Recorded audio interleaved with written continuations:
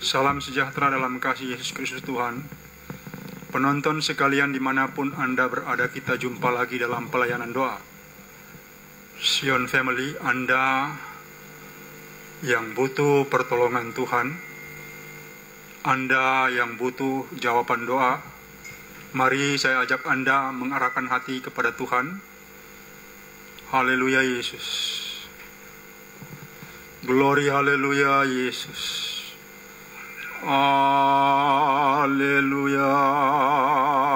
Yesus.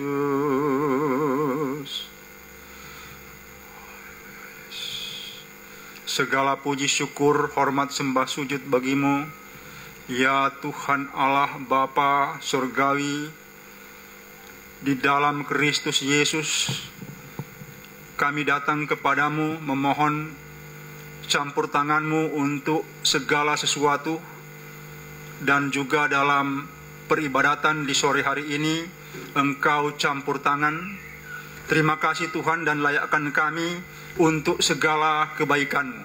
Terima kasih, di dalam nama Tuhan Yesus hamba membuka pelayanan ini. Haleluya. Segala kuasa yang asing hamba-Mu tolak ke dalam nama Tuhan Yesus. Haleluya. Amin. Ya, kita akan mendengar pembacaan firman Tuhan berikut ini. Firman Tuhan saat ini Matius 17 ayat 20. Matius 17 ayat 20.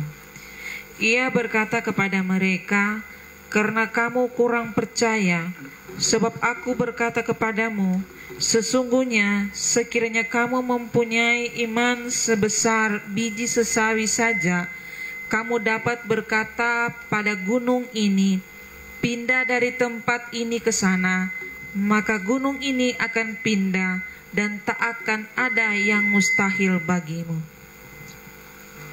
Penonton sekalian, masih sambung firman Tuhan kemarin tentang iman sebagai penggerak mujizat. Sebuah cara Tuhan untuk membuat orang itu mempercayai dia, dan cara Tuhan untuk membuat kuasanya datang kepada kita. Salah satu adalah respon hati batin kita dan membuka hati, meluangkan roh kita untuk dia, dan di situ akan ada sebuah kerjasama di mana roh iman itu yang juga dari dia bekerja dalam hati orang yang percaya, kemudian menghasilkan mujizat. Mujizat itu perlu untuk segala hal dalam hidup ini, termasuk apapun yang kita kerjakan, termasuk seluruh aspek hidup kita ditentukan oleh perkara ini. Jenis mujizat ada yang drastis dan luar biasa, seperti yang jenis-jenis besar yang dilakukan Allah kepada orang Israel yang kita baca kemarin, bagaimana itu laut merah itu terbelah, airnya ke kanan ke kiri, dan tempat orang Israel berpijak itu jadi kering.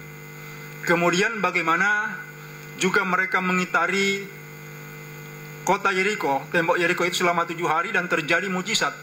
Mujizat itu menghasilkan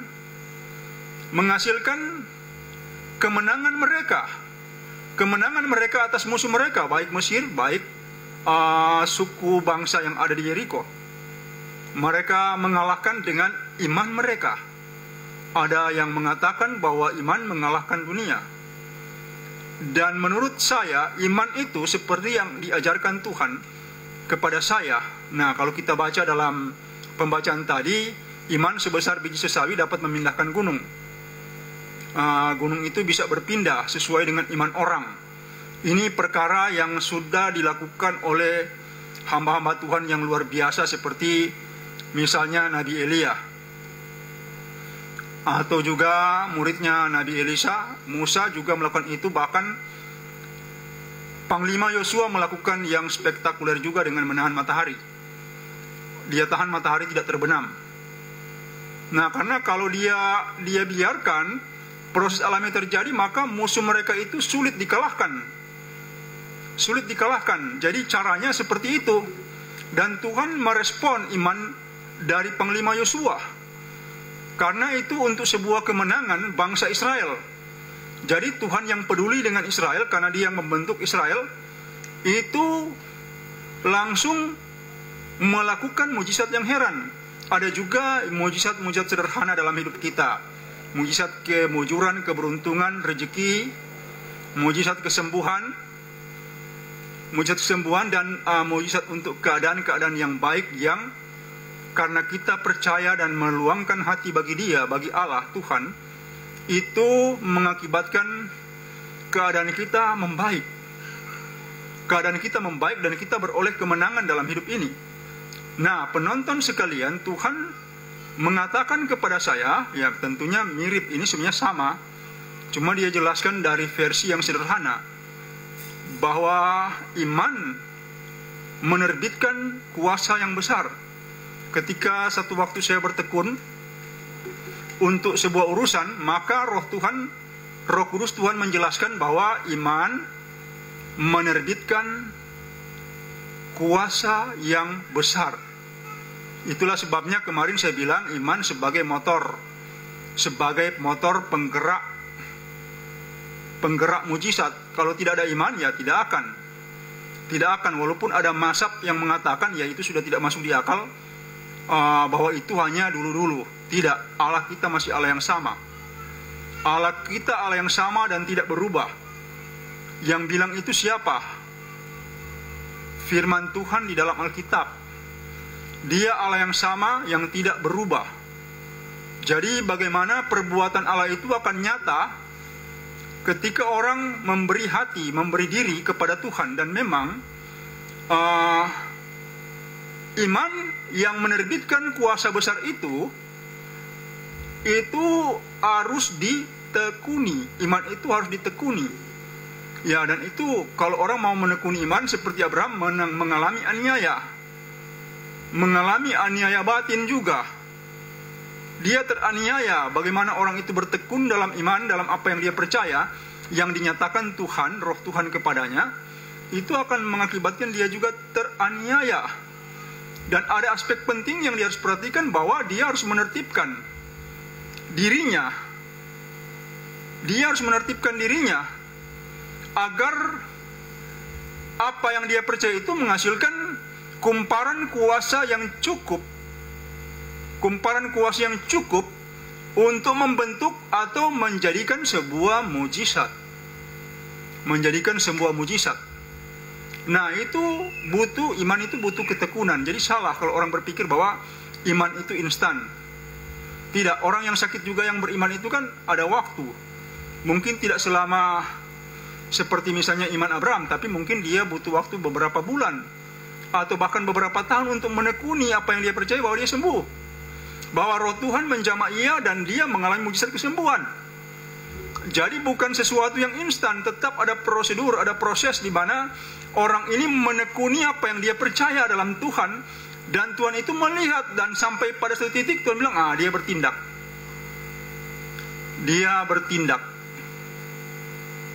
Dia melakukan sesuatu, membuat mujizat terjadi. Nah, penonton sekalian, jika Anda mungkin belum punya iman, ya saya bilang ini untuk Anda yang di gereja, bahkan untuk tingkatan para pendeta, gembala, bahkan pastor, itu saya mau bilang, mungkin Anda tidak punya iman, sehingga ibadah-ibadah Anda itu kosong dengan mujizat. Padahal sesuai dengan kitab Kisah Para Rasul, bahwa intinya ketika Roh Kudus Tuhan berkuasa atas para hamba Tuhan, maka otomatis mujizat terjadi. Sederhana saja, dalam ibadah-ibadah kami itu mujizat tetap terjadi. Saya tidak mendoakan langsung, saya hanya menyembah Tuhan, saya berdoa, menyembah Tuhan, tiba-tiba ada yang lapor benjolannya hilang. Saat dia tadi itu menyembah, benjolannya itu hilang. Nah, ini contoh bahwa mujizat masih terjadi. Dan kalau gereja tidak ada lagi mujizat, berarti perlulah para gembala, para pendeta, para pastor itu dan pelayan di gereja bertekun, menekuni iman itu seperti di dalam kitab Kisah Para Rasul, bahkan seperti janji Tuhan dalam kitab Yoel tentang apa yang akan dilakukan Allah di akhir zaman. Bagaimana kuasa itu akan berlipat ganda 2 kali lipat. Nah, penonton sekalian, ini penting. Kalau gereja itu stagnan dan memang kering dengan mujizat, kering dengan kuasa, berarti orang yang masuk itu mungkin bisa saja dia dengar khotbah, dia langsung mengantuk karena kering, hambar, atau seperti makanan yang basi. Nah, untuk membuat itu hidup, untuk membuat kuasa Tuhan itu nyata, maka tentunya para pelayan dalam gereja harus bertekun sesuai dengan isi Alkitab. Jangan mengatakan itu cuma dulu, itu nonsen. Kalau Anda bilang dulu, mana Anda? Saya mau melakukan sesuatu dan Anda di situ. Saya mau melakukan sesuatu dan Anda di situ. Anda lihat bagaimana kalau saya menyembah, kemudian orang itu tiba-tiba saya petik tali gitar, satu petikan saja, orang-orang langsung jatuh dan dilepaskan, disembuhkan Tuhan. Tiba-tiba mereka sembuh. Mereka jatuh dan sembuh. Kuasa Tuhan itu masih ada. Jadi kalau ada yang mengatakan seolah-olah itu dulu, ini dia, ini sudah tidak sesuai Alkitab. Kalau sudah begitu sudah tidak sesuai Alkitab atau anti Alkitab atau anti Injil. Injil adalah kekuatan Allah. Dia adalah powernya Allah, kuasa dan kekuatan Allah strong. Injil berpusat dan berbasis kepada Yesus Kristus Tuhan. Itu adalah kekuatan Allah. Kristus adalah kuasa. Kristus bukan acara. Kristus bukan acara, bukan formalitas. Kristus bukan sekedar ibadah, kata-kata kutip dari Injil, kutip dari Perjanjian Lama dan juga Perjanjian Baru, tetapi tidak mengandung kuasa. Kristus bukan itu, dia adalah kuasa Allah. Dia adalah Allah yang menjelma menjadi manusia, sebab itu dia disebut Tuhan. Walaupun dia setara dengan Bapa, sampai dia mati, dia tetap tunduk kepada Bapa. Kalau kita lihat bagaimana Tuhan Yesus itu tunduk kepada Bapa, sehingga ketika mau disalib di Taman Getsemani, Tuhan kita masih bilang, kalau boleh cawan ini lalukan, tetapi bukan kehendakku, kehendak Bapa juga yang terjadi. Nah, penonton sekalian, kalau Anda mau memiliki iman, tekuni iman itu dan tertibkan diri Anda. Ini jalannya. Bukan Anda dengar banyak sekali atau baca banyak sekali Alkitab, isi Alkitab, tapi tidak ada gunanya. Pegang 1-2 ayat dan kemudian Anda mulai tekuni. Caranya menertibkan diri. Ini perkataan Roh kepada saya. Ketika Tuhan Roh Kudus mengajarkan kepada saya bahwa iman menerbitkan kuasa yang besar, satu hal penting diberitahukan kepada saya bahwa tertibkan dirimu. Saya terkejut, kok tertibkan, saya sudah tertib. Ini saya kan sudah puasa, sudah setahun ini. Bahkan ada puasa-puasa singkat 100 hari, 40 hari saya lakukan. Lah, saya langsung pikir bagaimana ini. Saya ingat, oh iya ya, kalau saya tidak puasa saya makan banyak sekali. Saya langsung bilang waktu itu, saya langsung bilang, oh ya ini tertib, ini juga harus tertib. Tertib dalam hal makan, tertib dalam hal yang lain, dalam kebiasaan. Ada orang begitu waktu lama sekali di muka dia nonton video itu terlalu lama. Waktunya untuk bertekun dan mengarahkan hati kepada Tuhan jadi kurang. Nah, kalau itu kelasnya pendeta, gembala, pastor, itu jadi bagaimana? Kalau hobinya itu nonton film itu berarti dia tidak ada waktu untuk mendekatkan hati kepada Tuhan, tidak ada waktu bertekun. Itu juga harus dikurangi. Ada orang di Sangir sana, saya bilang, kamu harus berhenti minum. Boleh minum, kalau itu kamu di laut dan sangat dingin, minum saja 1 gram. 1 sloki kecil. Untuk kesehatan, bukan untuk mabuk. untuk kesehatan dan bukan untuk mabuk. Karena saya tahu di laut itu, sebagai orang dari Kepulauan Siau, saya tahu bahwa di laut itu, apalagi kalau malam dingin sekali, uap dari bawah itu naik ke atas. Dan memang orang bisa kena itu TBC, saking dinginnya. Jadi dia perlu alkohol. Saya bilang, tapi bukan untuk mabuk, hanya untuk kesehatanmu. Karena orang-orang di barat sana, bahkan para Ambaton itu juga minum wine, mereka minum whisky.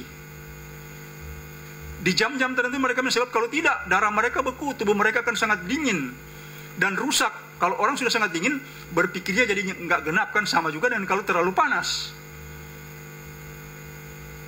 Nah, yang lain itu perlulah Anda berpikir positif.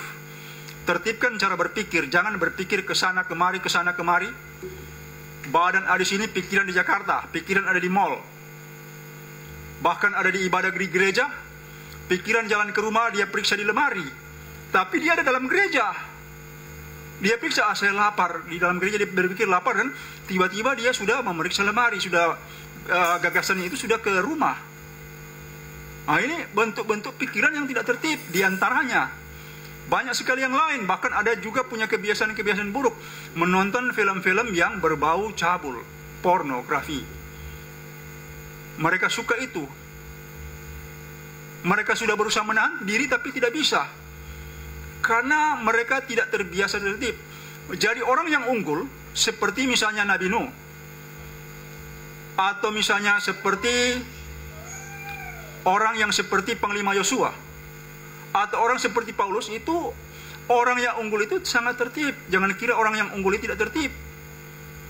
Petrus tidak pikir-pikir makan, tetapi kalau dia lapar, dia tidak bawa uang. Dia bilang, jemaat, di mana dia pergi? Saya lapar, adakah makanan padamu? Ada orang Ambaton berpikir apa yang dia mau makan besok lusa. Di acara dia langsung tunjuk tuan rumah, tolong bungkus ini ayam bakar ini, bungkus babi tore ini, bungkus, tolong bungkus babi goreng ini, bungkus. Ini juga keri ini saya suka, keri ayam ini saya bungkus, tolong dibungkus. Kalau begitu kualitas kerohanian ini tidak ada. Itu sebenarnya cuma dalam gereja tapi duniawi, sekuler. Anda mungkin beribadah tapi itu sebenarnya sekuler. Perhatikan cara rasul-rasul, mereka sangat tertib. Mereka sangat tertib untuk berpikir. Bahkan orang seperti Panglima Yosua itu, dia bilang, aku mau memperkatakan firman Tuhan siang dan malam. Satu keluarganya. Ada tertib di situ. Ada orang yang berbicara berangasan dan bahkan dia memaki. Nah, bagaimana dia membangun iman? Kalau kerjanya memaki, setiap ada hal yang menyinggung dia, emosinya naik dan dia memaki. Nah, itu saya lihat bukan apa. Itu di antara para pendeta ada yang seperti itu. Saya terkejut juga, loh, kok dia memaki, dia ini pendeta. Nah, menertibkan diri kita adalah kunci untuk sebuah ketekunan iman yang berhasil. Jadi bukan teori bahwa Anda rajin pergi ke ibadah gereja, bukan, itu bukan jawabannya. Banyak sekali saya bilang di Sangir sana, coba kamu perhatikan, Santo, perhatikan. Semua itu mereka masuk gereja. Siapa di antara mereka yang beriman? Dia langsung bilang, tidak ada, Pak. Siapa yang kau boleh belajar tentang iman dari antara mereka karena mereka berhasil? Mereka angkat tangan, ikan-ikan datang. Siapa? Ada? Tidak, Pak. Tidak ada yang beriman seperti itu. Yang lain, mungkin yang lain, iman yang lain, tidak ada, Pak. Lah itu karena terlalu banyak ibadah. Ibadah versi manusia, bukan versi Tuhan. Kalau ibadah itu dalam roh, ibadah itu dalam roh. Allah kita roh, Tuhan kita roh. Sebab itu rohnya itu Roh Kudus, disebut Roh Kudus. Allah bukan daging. Dia bukan kata-kata yang mati. Dia itu hidup. Kalau kita mau mengkaji Allah, mengkaji Tuhan dan Roh Kudus dengan pikiran kita, seperti orang-orang Farisi, Saduki, ahli Taurat, maka kita juga sekarang jadi seperti itu. Kering dari mujizat dan kering dari Roh Tuhan. Anda mungkin pikir, tidak ada yang tahu. Sebenarnya jemaat Anda lagi melihat. Mereka lagi melihat, memperhatikan dengan seksama, gembala ini begini, pastor ini begini, pendeta ini begini, dia sudah kering, tidak ada lagi muatan roh. Kenapa? Karena di rumah rajin sekali menonton film. Di rumah buka-buka YouTube, buka-buka video, buka Androidnya, cari tahu perkembangan. Dengar baik-baik, kalau mau jadi hamba Tuhan itu harus cari tahu berita di sorga. Berita di sorga bagaimana? Tuhan apa maumu? Kalau mau cari Tuhan bukan dalam keramaian. Kalau Anda mau mencari Tuhan, lihat isi Alkitab, semua mencari Tuhan dalam kesunyian. Bahkan seperti Elia dan Elisa itu di Gunung Karmel, Musa itu di Gurun Sinai, 40 tahun juga sama seperti Elia. Kemudian bagaimana caranya? Rasul Paulus 9 tahun di padang gurun, itu dia cuma menjahit tenda-tenda yang rusak sebagai pekerjaan untuk menyambung hidup. Dia dapat nafkah dari situ, sambil dia mempelajari tentang Tuhan dan dia menulis Injil. Banyak tulisan itu ditulis oleh Rasul Paulus. Nah, mereka itu cari Tuhan dalam kesunyian. Kalau di rumah Anda itu terlalu ribut dengan ini, film ini begini, ini begitu, Anda tidak akan pernah bersua dengan roh Tuhan. Karena signal roh Tuhan itu, sesuai pengalaman saya, dan saya lihat juga dari Alkitab, itu bahkan Tuhan berbicara itu hampir tidak kedengaran di hati kita. Dan saya harus diam. Ketika saya menyembah Tuhan, saya ada kalanya menyembah itu ribut. Saya bahasa roh ribut sekali, dengan gitar saya ribut. Tapi ketika saya dengar sesuatu, saya langsung berhenti. Apa dia bilang? Saya dengar, saya diam. Diam lama sekali, tiba-tiba saya dengar lagi kata, oh dia bilang ini, roh bilang ini. Kemudian saya juga uji. Jangan kita bilang itu dari Tuhan, kita harus uji. Segala sesuatu harus diuji. Bukan 3 kali itu perkataan itu datang kemudian Anda pikir dari Tuhan. Jangan. Itu sangat naif. Karena di sini di gereja ini ada kebiasaan. Tuhan berbicara kepada saya, tunggu dulu, Tuhan yang mana? Sintom retoritori atau sintom roh gereja. Sehingga bahasa roh juga mereka di gereja itu banyak juga yang seragam. Loh kok saya pernah eksperimen itu. Saya bilang, seorang gembala junior saya bilang di gereja Pantekostal, saya bilang, coba kamu bahasa roh. Oke. Setelah dia bahasa roh, saya pinggir situ. Saya panggil junior saya juga, yang jemaat dari gereja Pantekostal, dari gereja yang sama.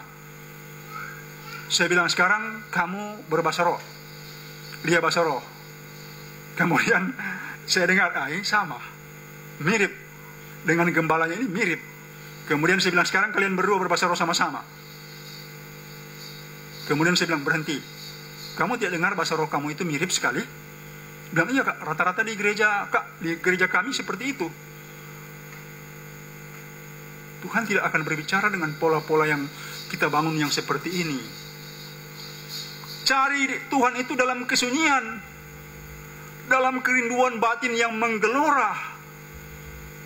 Seperti Daud itu dapat Tuhan dari mana? Dia di padang pengembalaan, dan dia dikejar-kejar oleh pasukan Saul. Itulah pentingnya Allah biarkan dia dikejar-kejar oleh Saul, karena dari situ dia itu bertekun dalam imannya kepada Allah, yang berkata dia itu akan menjadi raja atas Israel, dan itu terjadi. Paulus mendengar di padang gurun, dan dia mendengar dalam penjara, dalam kesunyian dan kesendirian. Bukan dalam ramai kemudian Anda berbicara, Tuhan bicara kepada saya begini.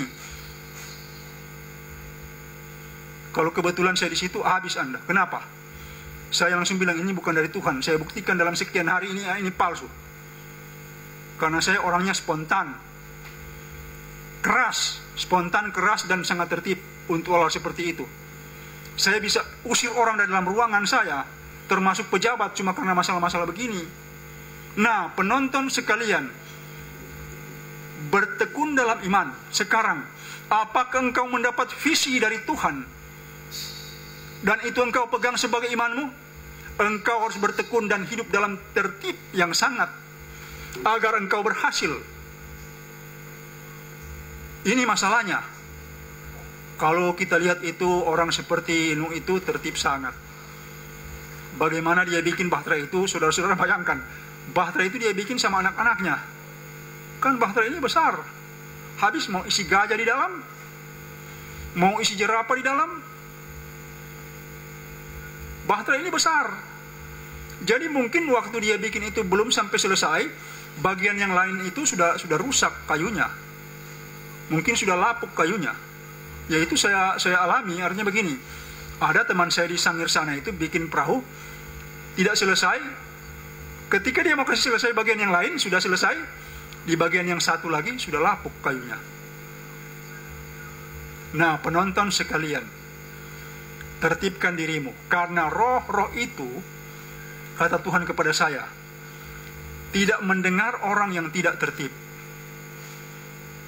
Jadi saya diajarkan tertibkan diri agar saya itu dapat didengar roh ketika saya berbicara dan berdoa. Roh itu akan mendengar perkataan saya.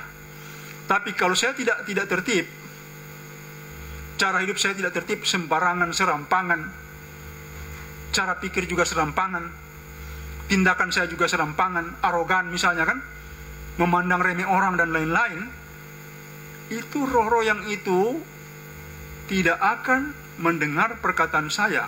Berarti apa? Iman saya akan mandek. Iman saya akan mandek. Kenapa? Karena semua hal ada rohnya. Semua hal itu ada rohnya. Ada roh jahat di hutan. Ada roh jahat di misalnya di kota. Ada roh jahat yang menguasai sesuatu. Nah, kalau kita perintah itu, bagaimana dia dengar? Kalau di situ ada malaikat, malaikat bilang, kamu minggir, roh jahat. Itu dia hamba Tuhan. Dia sudah bilang kamu minggir, sekarang minggir. Kalau tidak minggir, saya hajar kamu. Ini contoh. Nah, kunci daripada sebuah iman yang baik, yang berkualitas, itu ketekunan iman yang dibangun dari sebuah tertib hidup. Bukan berarti kalau berpakaian rapi terus bagus, pakaian itu rapi bagus. Bukan berarti kalau ke gereja dengan gaun-gaun yang mahal, yang harga 1 juta, 2 juta dan seterusnya, bukan. Justru dalam keadaan begitu kita menunjukkan kesederhanaan kita. Kesederhanaan kita itu penting. Karena itu sebuah citra akan terbentuk di dunia roh. Wah, orang ini nggak macam-macam, sederhana. Dia sederhana. Walaupun dia punya banyak, tapi dia tidak mau juga sembarangan menggunakannya untuk kepentingan dia, atau dia tidak mau mengeksploitasi. Banyak orang punya uang, langsung cari, termasuk para gembala. Saya dengar sendiri ceritanya, dan saya tahu gembala itu. Jemaat store perpuluhan, dia cari HP baru yang paling canggih. Yang lain cari mobil baru. Mobil baru yang paling lebih mahal lagi. Nah, namanya kebutuhan manusia tidak akan pernah cukup dan tidak akan pernah terpuaskan. Yang kita harus kasih puas adalah apa? Roh Tuhan, kita sembah Dia. Kita bertekun cari Dia, dan kita bertekun dalam iman kita kepada Dia. Dan harus tertib, sehingga ketika kita tertib, Roh Tuhan itu akan bereaksi spontan, Dia akan berbicara kepada kita, berhubungan. Saya bukan nabi, tapi Roh Tuhan tiba-tiba bisa intervensi saya. Bisa tiba-tiba intervensi saya. Ada sebuah tanah, saya suka sekali sebenarnya untuk membeli tanah itu. Tapi ketika keinginan saya itu mencuat di permukaan, Roh langsung bilang jangan. Saya cari tahu orang yang paling dekat tanah itu. Saya bilang, sebenarnya bagaimana tanah itu? Tidak ada jalan masuk. Saya bilang, ya, dijual harganya murah, tapi tidak ada jalan masuk. Saya bilang, Roh itu dia tahu. Dia tahu kalau kita berhubungan dengan Dia, semakin baik hubungan kita, reaksinya cepat sekali. Tentang yang kita hadapi bisa hanya sepersekian detik.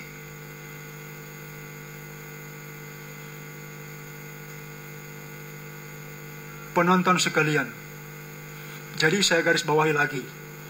Iman yang sejati berdasarkan visi dari Tuhan. Visi dari Roh Tuhan kepada orang. Dan visi itu harus dierami, atau iman itu harus ditekuni. Dierami sehingga dia nanti menetas. Menjadi real, imannya itu menjadi real. menjadi real. Jadi untuk seperti itu, ketekunan dalam iman yang paling baik adalah caranya dalam sebuah tertib hidup yang benar. Ada orang seperti tidak ada kerjaan, kerjanya nonton saja. Ada saya lihat tahan sekali sampai jam 2-3 subuh itu dia masih nonton. Saya bilang saya tidak mampu, saya tidak bisa seperti itu. Dahulu waktu saya berumur remaja, saya seperti itu. Tapi setelah saya mulai mengenal Tuhan, saya rasa tidak nyaman dengan itu. Ketika saya juga pergi di antara teman-teman saya, tiba-tiba saya terpikir, aduh, saya harus segera pulang. Hati saya itu merasakan sesuatu, saya harus segera pulang. Jadi saya bilang, maaf teman-teman, saya permisi dulu, saya harus pergi. Tidak ada waktu untuk hal-hal yang tidak berguna. Kita butuh hal yang berguna untuk membangun iman kita dalam hidup yang tertib. Nanti kemudian hasilnya mungkin bukan tahun ini, mungkin tahun depan, mungkin beberapa tahun. Tahu-tahu di antara Anda yang dengar ini, ada yang jadi orang yang hebat dalam iman. Ada orang yang menjadi hebat dalam iman. Ya ini yang saya maksudkan. Kalau Anda percaya kepada Tuhan dan ingin beriman kepada Dia, cari visi itu. Dekatkan hati Anda kepada Tuhan, Anda akan dapatkan visi itu. Kemudian Anda diam, tekuni iman itu. Dan tentunya tertibkan diri Anda agar Anda boleh berhasil. Tuhan memberkati. Amin. Amin. Ya, puji Tuhan, kita telah mendengarkan kebenaran firman Tuhan yang telah dibawakan oleh hamba Tuhan Lefran Takumansang. Dan saat ini kami telah membuka via WhatsApp untuk Bapak Ibu, saudara-saudari bergabung dengan kami. Dan nomor WhatsApp sudah ada di siaran langsung saat ini di 0812 8855 9499. Jadi bagi Bapak Ibu, saudara-saudari yang butuh pertolongan Tuhan, atau Anda juga yang saat ini mungkin terikat kuasa kegelapan, Anda boleh menghubungi kami di via WhatsApp dan akan didoakan langsung oleh hamba Tuhan Lefran Takumansang. Jadi sekali lagi bagi Bapak Ibu, saudara-saudari yang membutuhkan pertolongan Tuhan, Anda yang dalam keadaan kelemahan tubuh atau Anda yang terikat kuasa kegelapan, Anda boleh bergabung dengan kami di via WhatsApp di 0812 8855 9499. Dan bagi Bapak Ibu, saudara-saudari yang telah mengirimkan pesan, ya kita terima saja dulu. Halo, selamat sore. Ya, dengan siapa di mana? Untuk ini di Manado. Ya, silakan. Pak Pendeta, mohon doakan pikiran kita supaya tidak kacau, soalnya banyak beban ini. Oke, pegang otak belakang dengan tangan kanan. Bapa Surgawi, dalam nama Tuhan Yesus, Engkau jamah kekasih-Mu ini dan beri ia pikiran yang tenang, damai, dan sukacita. Buat pikirannya teduh, tenang, dan sejuk. Berkati ia dengan ketenangan dan juga kesabaran. Engkau jamah pikirannya, dan hamba-Mu meminta kuasa-Mu Tuhan bekerja dan menertibkan pikirannya di dalam nama Tuhan Yesus. Demikian terjadi. Dalam nama Tuhan Yesus. Haleluya. Amin. Ya, terima dengan iman, Bro Tau. Ya, sudah agak tenang, Pak Pendeta. Ya, oke, Tuhan memberkati Anda dan istri Anda. Ya, kami masih menantikan Bapak Ibu, saudara-saudari bergabung dengan kami di via WhatsApp. Anda yang membutuhkan pertolongan Tuhan, atau Anda yang saat ini terikat kuasa kegelapan, silakan bergabung dengan kami di via WhatsApp dan akan didoakan langsung oleh hamba Tuhan. Dan bagi Bapak Ibu, saudara-saudari yang telah mengirimkan pesan lewat Facebook dan YouTube, mohon Anda beralih ke via WhatsApp untuk didoakan langsung oleh hamba Tuhan Lefran Takumansang. Dan bagi Bapak Ibu, saudara-saudari yang telah diberkati lewat pelayanan doa hamba Tuhan Lefran Takumansang, Anda boleh mengirimkan donasi, dan donasi nomor rekening dari hamba Tuhan sudah ada di layar ponsel Anda di siaran langsung saat ini, ataupun juga Anda boleh lihat di channel YouTube hamba Tuhan Lefran Takumansang. Di situ sudah ada nomor rekening dari hamba Tuhan dan jadwal pelayanan doa dari hamba Tuhan. Dan apabila Bapak Ibu, saudara-saudari telah mengirimkan donasi, mohon disertakan dengan bukti agar didoakan langsung oleh hamba Tuhan Lefran Takumansang. Jadi sekali lagi kami masih menantikan Bapak Ibu, saudara-saudari bergabung dengan kami.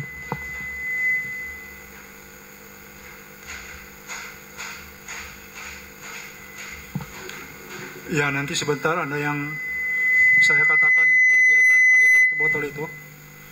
Sebentar nanti di doa tutup akan saya doakan, Anda siapkan saja. Nah, silakan kalau Anda juga punya kebutuhan yang mendesak untuk masalah kesehatan dan masalah yang berhubungan dengan rojat, silakan. Kemarin saya menerima pesan seseorang, katanya dia tidak ada pulsa data. Ini sebuah langkah mundur dalam iman. Saya mau bilang, saya saja melayani Anda, bahkan di waktu yang lalu, setahun 2 tahun yang lalu, bahkan ada uang saya pas-pasan saja. Saya cari pulsanya. Saya beli pulsanya untuk melayani orang.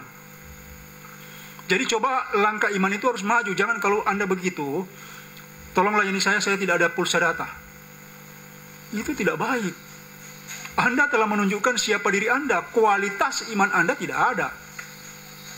Jadi silakan Anda, bahkan contoh, saya hubungi orang. Saya hubungi Bro Edi yang di Jakarta. Maksud saya Edi Sutanto. Itu beliau langsung bilang, sudah nanti saya yang hubungi saja. Ada juga orang-orang seperti itu. Misalnya ada juga Bro Edi yang di Palembang. Beliau juga seperti itu, dia hubungi saya. Saya sudah telepon, tapi mereka balik hubungi saya. Nah, mereka tahu etika. Dan itu menunjukkan sebuah kualitas iman orang. Jadi kalau Anda mundur, ini bagaimana? Kemudian ada juga yang kebiasaan buruk itu yang sering sekali terjadi. Ini nomor saya, tolong hubungi saya. Saya bilang, siapa Anda? Saya bukan tukang jual kecap. Ada orang yang sebenarnya tidak punya kemampuan. Saking tidak punya kemampuan, dia bilang, tinggalkan nomor telepon Anda, nanti kami doakan. Kalau saya suka duel, fight, kalau berdoa fight. Bahkan itu saya sempat keras kalau orang itu bilang, dia wakili saja saudaranya. Lah, saya bilang tidak ada wakil-wakil, silakan, mana saudara Anda? Karena kan yang bermasalah dia. Nah, ini perlu diperhatikan. Jadi jangan Anda kirim, saya kasih nomor saya, hubungi saya. Lah, siapa Anda? Ini tidak boleh, ini kualitas karakter juga yang buruk. Kualitas karakter yang orang manja, yang tidak bertanggung jawab. Apakah Anda pikir seorang hamba Tuhan itu Anda susahkan dengan cara seperti ini? Sama dengan Anda juga mendukakan hati Roh Kudus. Hati-hati dengan cara Anda. Saya bicara padanya. Tadi juga saya sentil itu pendeta gembala pastor itu. Saya lagi bicara padanya. Saya tidak ada maksud menghina.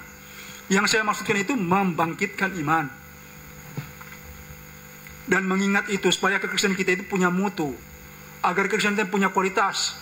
Agar Anda dapat menyelesaikan masalah dalam gereja Anda ketika jemaat Anda sakit. Nah, saya kira itu saja. Terima kasih. Ya, kami masih menantikan Bapak Ibu, saudara-saudari bergabung dengan kami di via WhatsApp di 0812 8855 9499. Apapun pergumulan yang Anda alami, sakit penyakit apapun itu, atau Anda yang terikat kuasa kegelapan, Anda boleh bergabung dengan kami di via WhatsApp di nomor yang sudah saya sebutkan tadi, Jadi kami masih menantikan Bapak, Ibu, Saudara, Saudari bergabung dengan kami saat ini.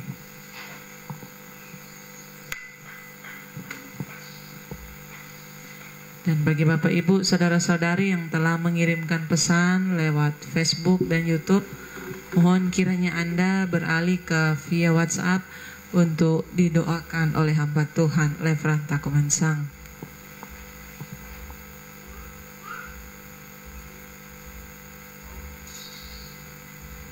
Jadi kami masih menantikan Bapak, Ibu, Saudara-saudari bergabung dengan kami di via WhatsApp yang sudah saya sebutkan tadi.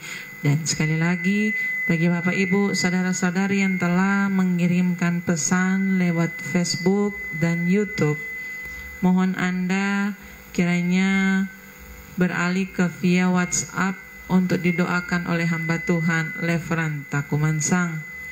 Dan bagi Bapak, Ibu, Saudara-saudari yang telah diberkati lewat pelayanan doa hamba Tuhan Levran Takumansang, Anda boleh mengirimkan donasi, dan nomor rekening dari hamba Tuhan sudah ada di siaran langsung saat ini, ataupun juga Anda boleh lihat di YouTube di channel hamba Tuhan Levran Takumansang.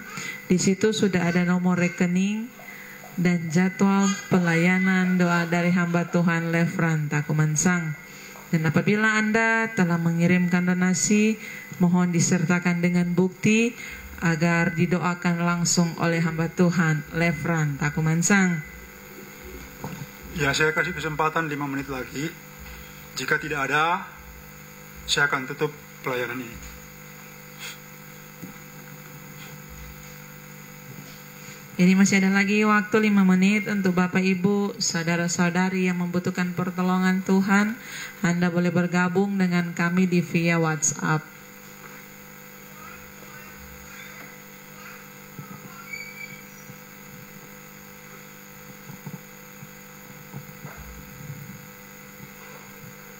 Jadi kami masih menantikan Bapak, Ibu, Saudara-saudari bergabung dengan kami di via WhatsApp.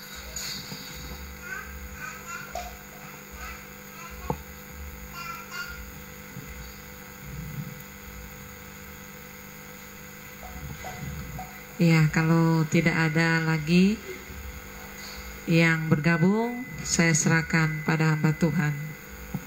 Ya, penonton sekalian, Anda yang sudah sediakan 1 botol air itu, pegang dengan tangan kanan, akan saya doakan. Pegang dengan tangan kanan Anda. Jika itu Anda seperti kemarin itu saya lihat, ada itu Bro Anton itu yang pakai galon besar itu. Ya, jadi tolong Anda pindah-pindahkan tangan kanan Anda itu di beberapa titik. Tolong Anda imani agar ini berkhasiat untuk Anda. Ya, pegang dengan tangan kanan botolnya. Bapa, di dalam nama Tuhan Yesus, hamba-Mu berdoa untuk mereka yang telah menyediakan air di botol, baik kecil, baik besar.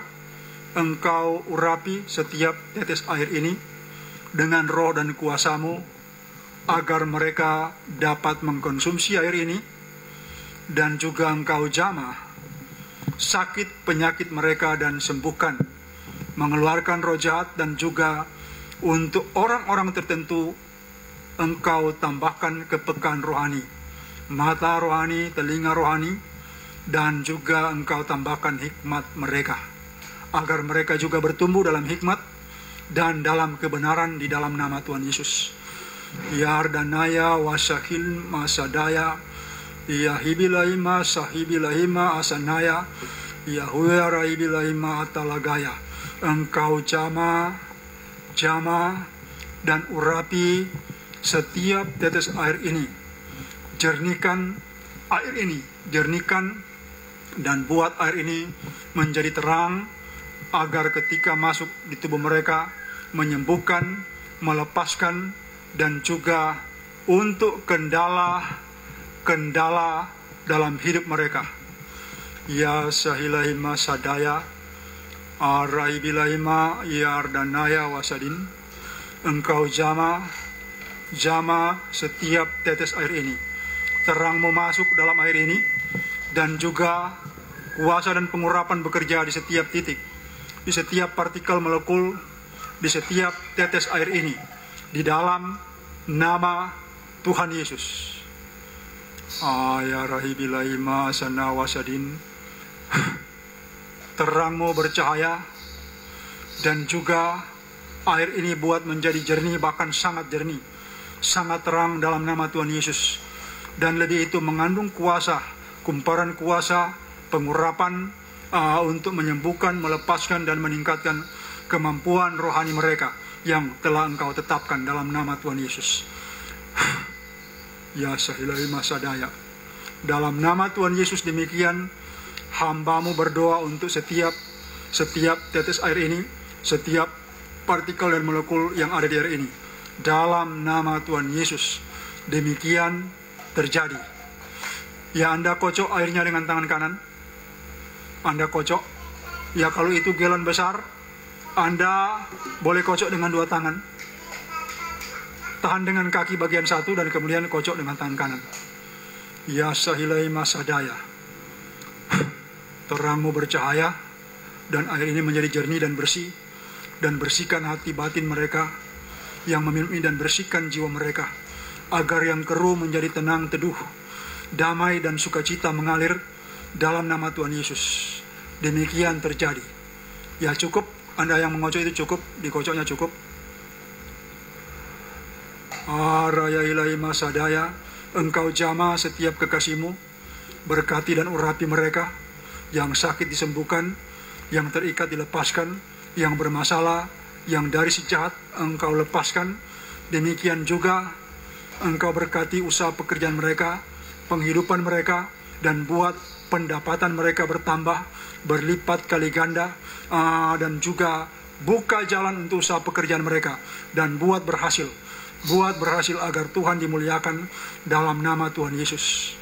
Berkati rumah tangga yang kacau dengan ketenangan, damai sejahtera dan sukacita. Rumah, tempat tinggal, kamar, tempat tidur, Engkau urapi dengan damai sejahtera, sukacita dan ketenangan.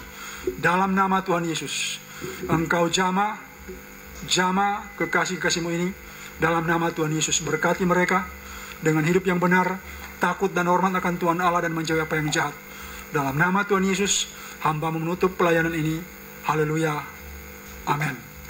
Ya, untuk yang Anda gunakan untuk memakai untuk kemampuan rohani itu, Anda boleh gosok di mata, tapi matanya ditutup. Ditutup atau cuci muka saja. Cuci muka saja dan tangan dan kaki. Anda yang minum, silakan Anda minum. Jangan habiskan sekaligus. Usahakan sekali minum 1 gelas saja. Besoknya lagi boleh, dan 1 jam setelah ini Anda boleh gunakan air itu. Dan tolong Anda foto. Untuk Anda yang airnya telah jadi itu, foto dan kirim fotonya ke WhatsApp saya. Tuhan memberkati. Sampai jumpa minggu depan. Shalom.